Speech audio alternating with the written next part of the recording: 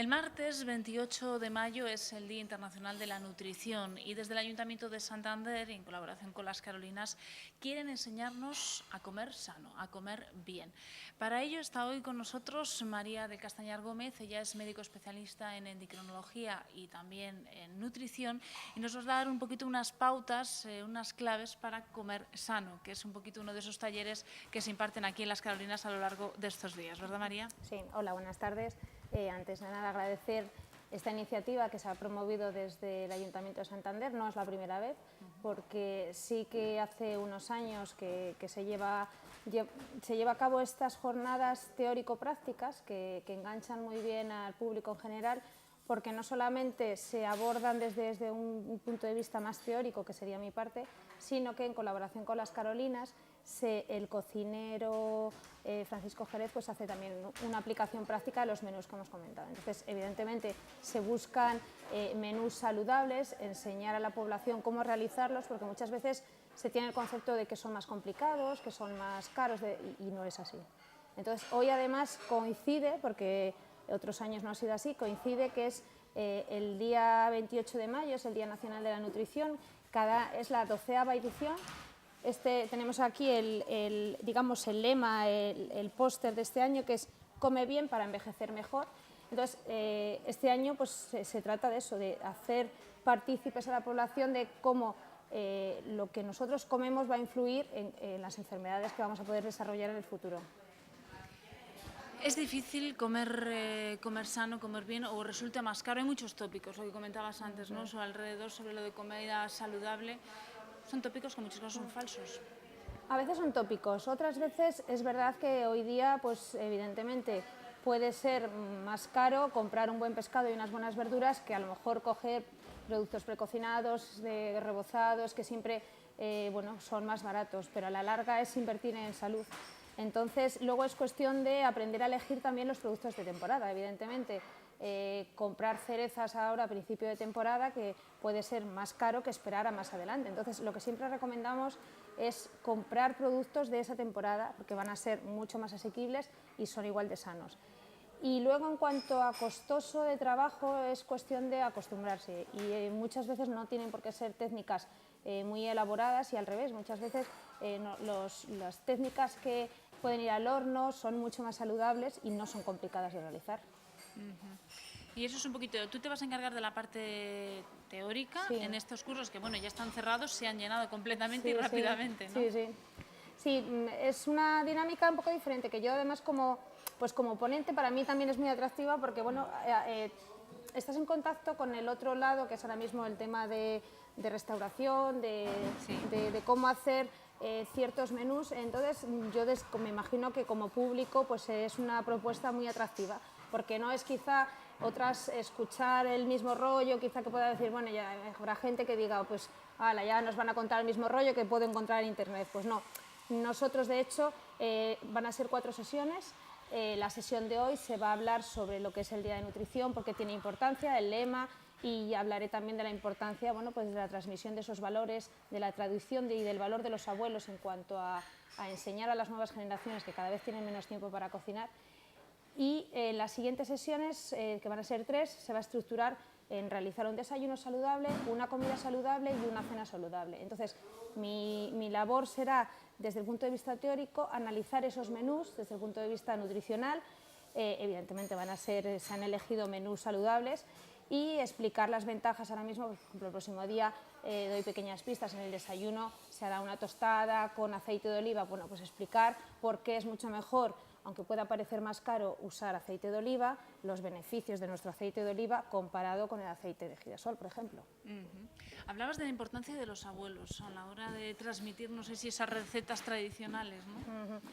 Eso, de hecho, el año pasado el lema me parece un punto de vista muy a tener en cuenta. Además, cada vez más, pues, con la época que estamos viviendo, con la crisis, cada vez más son los abuelos que se encargan de cuidar de esos niños, o de hacer la comida en casa, no solamente cuando haya niños. Entonces, es muy importante, porque muchas veces, como decía antes, tenemos las mujeres que cada vez se han incorporado más al mundo laboral, no tienes tiempo de cocinar o muchas veces no solamente por tiempo, sino porque no has adquirido esos conocimientos. Entonces, ese papel de los abuelos como transmisión y nexo de unión entre abuelos, hijos, nietos, a mí me parece un papel muy importante, y hacer partícipe también a los niños en ese proceso de aprendizaje, de realizar la comida. Entonces hablaremos un poco sobre todo ello.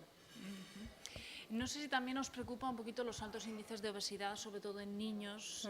También es importante a la hora de hacer una dieta, ¿no? Pues mira, de ese tema me aprovecho que me preguntas sobre ellos, porque es la clave. Tratar la obesidad, yo estoy vamos, mis pacientes cuando les hacemos a consultas, es mucho mejor prevenir que tratarla. No es que sea mejor, es que tratar la obesidad es un problema muy difícil. Entonces es básica la prevención.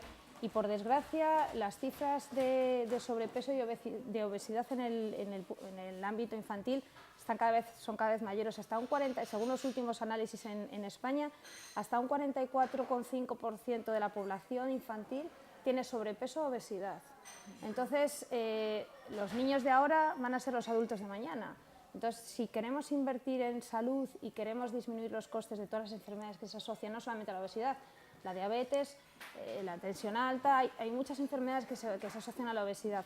Entonces tenemos que empezar por controlar esa obesidad, y de hecho cada vez lo que pasa que bueno, es verdad que ahí está la crisis, pero bueno, cada vez se están promoviendo más posturas, nuevas medidas para que los niños cada vez se muevan más. Entonces, porque los niños, aparte de aprenderse a comer, tienen que aprenderse a mover más, a comer sano, pero sobre todo es que se muevan más. Claro, unido a una nutrición más saludable, más sana, también va el hecho de hacer ejercicio, es tanto más importante, ¿no?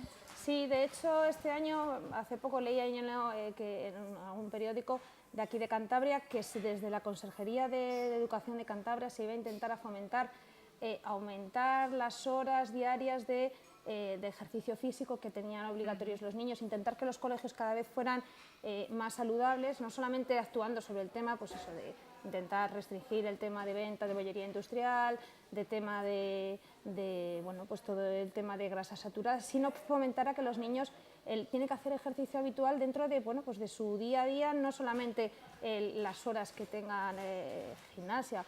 Sí que es verdad que los niños de hoy en día, en comparación con los niños de antes, pues en general se mueven menos. Todos sabemos el uso cada vez mayor de los nuevos dispositivos, que si consolas, y es verdad que los niños juegan menos.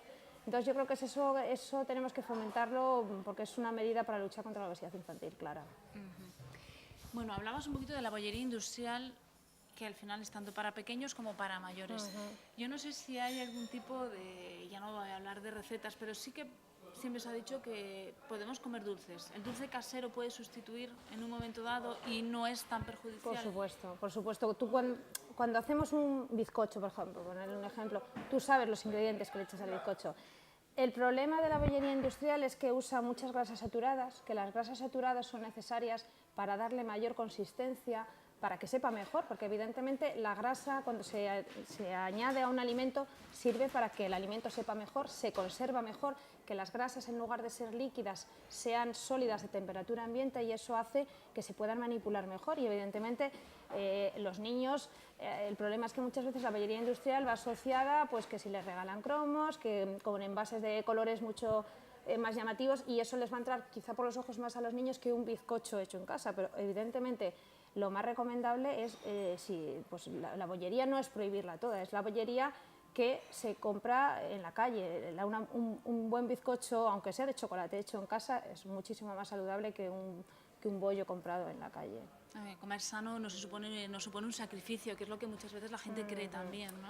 Es cuestión de hábitos, es cuestión de enseñar al paladar, porque sí que es verdad que esto es muy difícil de cambiar estos hábitos a alguien ya, a un joven, a un adulto, pero si estos hábitos empiezan desde que son muy pequeños, va a costar mucho menos, evidentemente. Y otra cosa muy importante, no solamente es enseñar, y es que en casa, y eso es una cosa muy importante, yo cuando tengo pacientes con problemas de alimentación, siempre a las madres se lo digo, porque ellas son sobre todo, digo madres en general, madres y padres, pero quizá la madre que está más cercana, que es la que hace las comidas, los padres tienen que dar ejemplo. Si un niño en casa no ve que tú comes fruta, por mucho que le mandes al niño que coma fruta, el niño no va a comer fruta, porque te dirá, bueno, ¿y tú por qué me dices a mí que coma fruta si no estás comiendo fruta? Entonces, es cuestión de hábitos y ir empezando poco a poco. Claro, de repente no vas a decir que el niño coma pues toda la variedad de frutas, pues habrá ciertas frutas que tendrá que ir empezando a comer poco a poco, aprovechar momentos de hambre, momentos de que el niño esté más receptivo, evidentemente,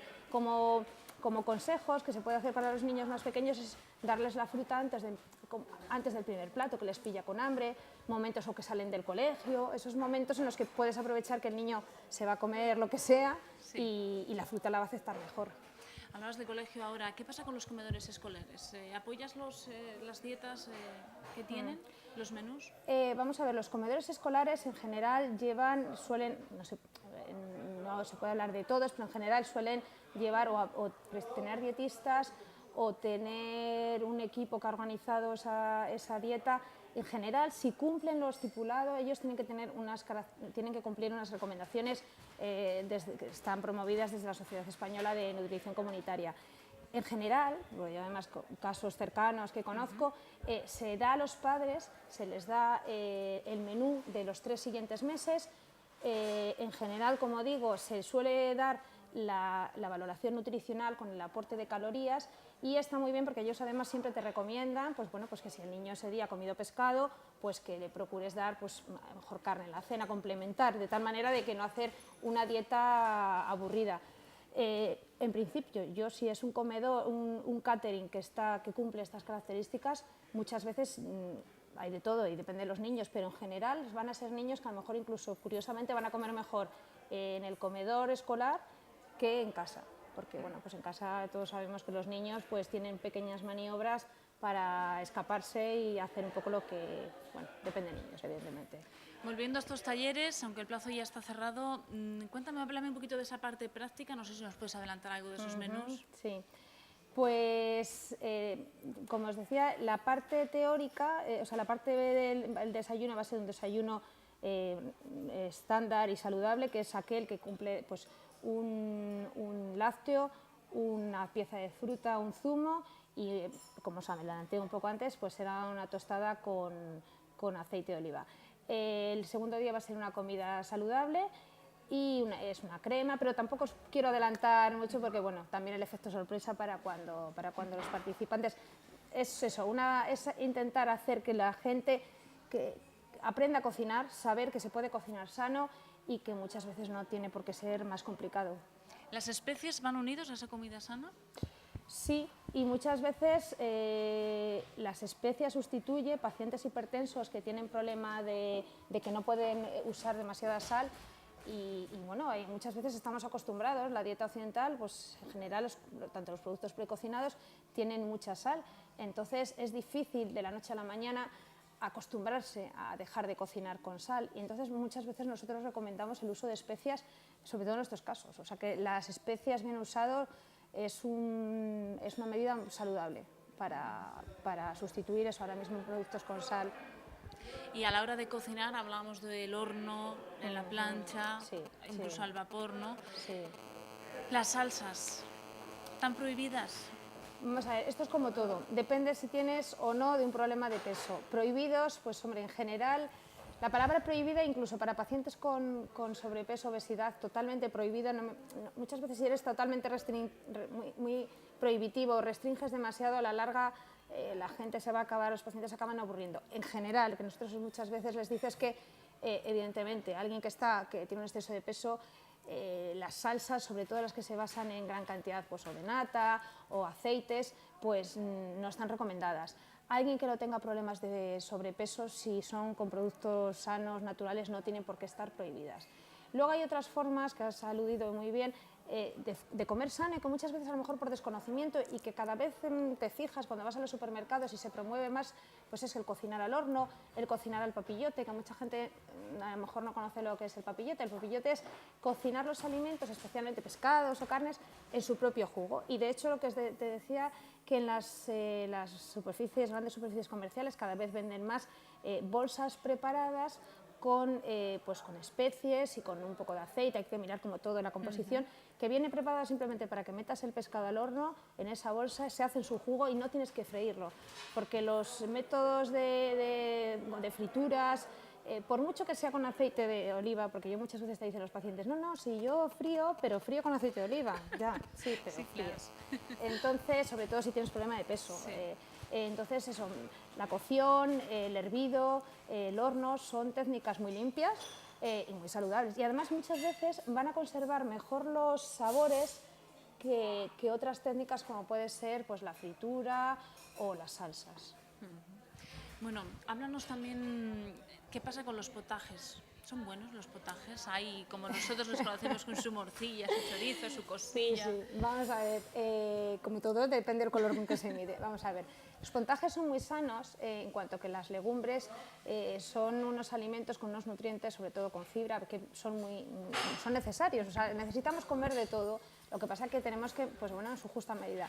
¿Qué pasa? Que muchas veces el problema de los potajes es que a lo mejor hay veces que el potaje se compone más de chorizo, tocino y menos garbanzo. Entonces, si tú haces un potaje y bueno, es una familia que no hay nadie con problema de exceso de peso, pues bueno, no pasa nada porque de vez en cuando un poquito de chorizo, encima si es casero, pues se le puede añadir. Pero claro, como todo en esta vida, es con moderación.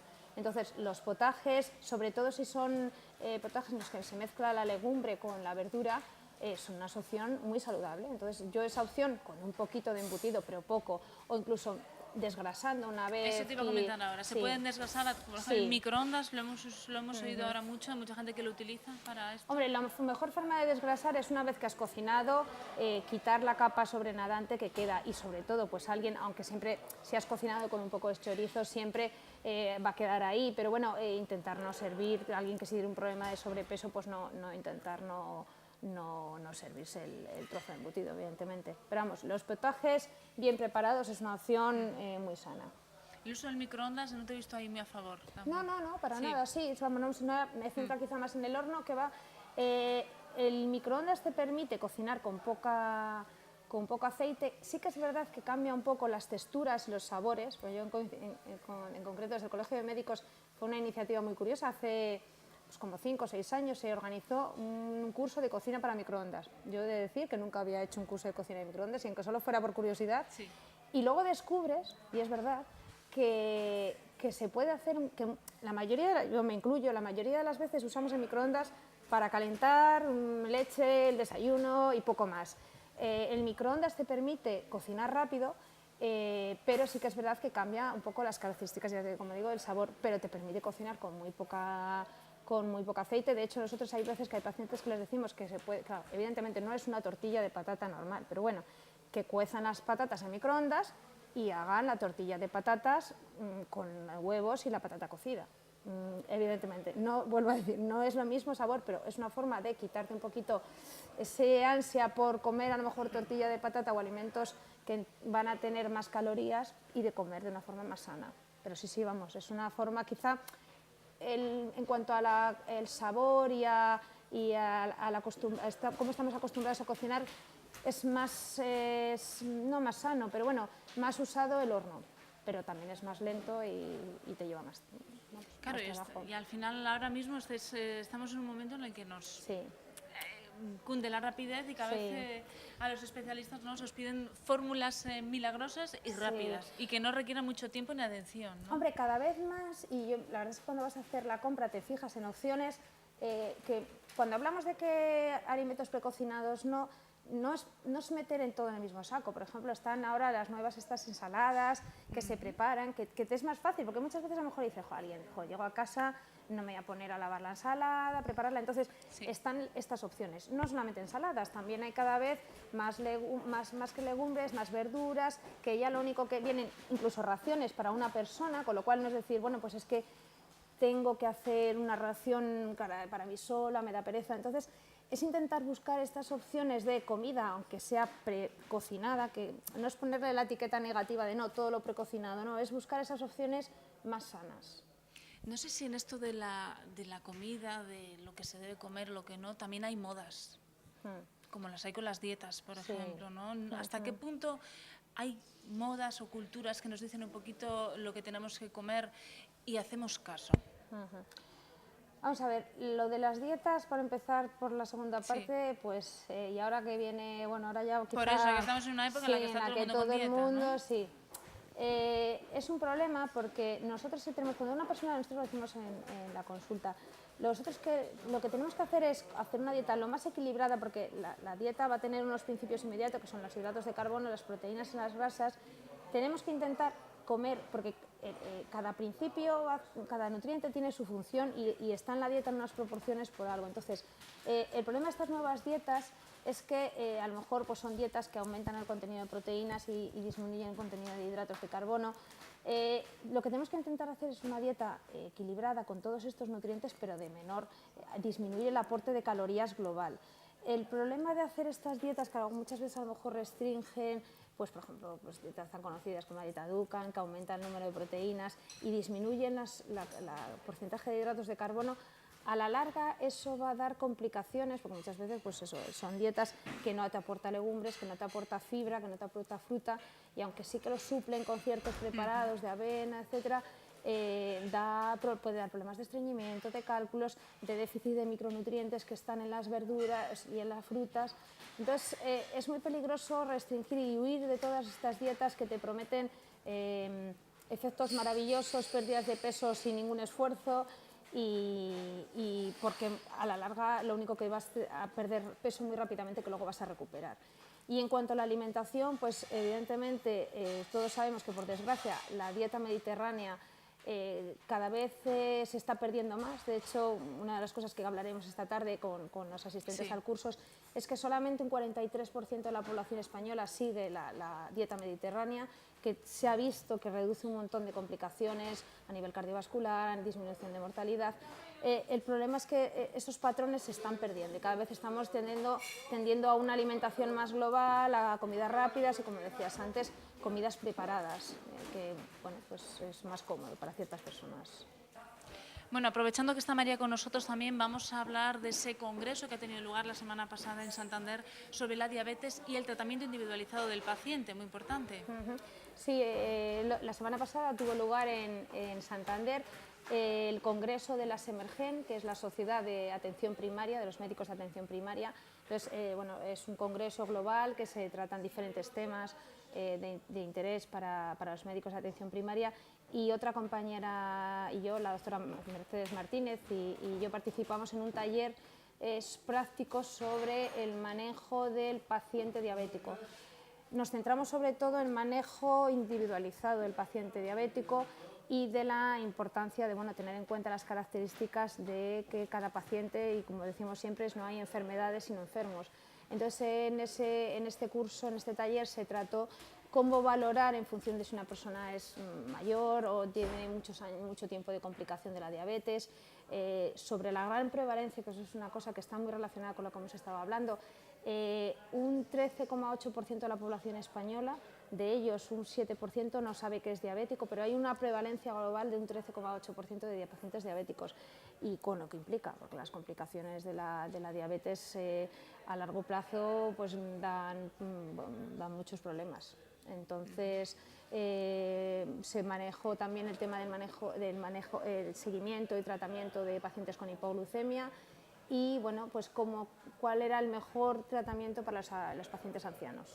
Claro, porque a veces hablamos de diabéticos y parece que todos les englobamos en el mismo saco, pero cada uno tiene unas particularidades y es importante, ¿no?, saber diferenciarlas. De hecho, bueno, nosotros estuvimos hablando de los pacientes diabéticos tipo 2, lo que se conoce pues como diabetes del adulto, diabetes de personas asociadas a la obesidad, en contraposición, que ese tema no se trató, con los pacientes diabéticos tipo 1, que son los pacientes, pues, niños, personas jóvenes que debutan a edades tempranas de la vida, y que el tratamiento en ese caso única y exclusivamente es el tratamiento con insulina, a diferencia de los pacientes con diabetes tipo 2, que, como digo, la causa principal es la obesidad.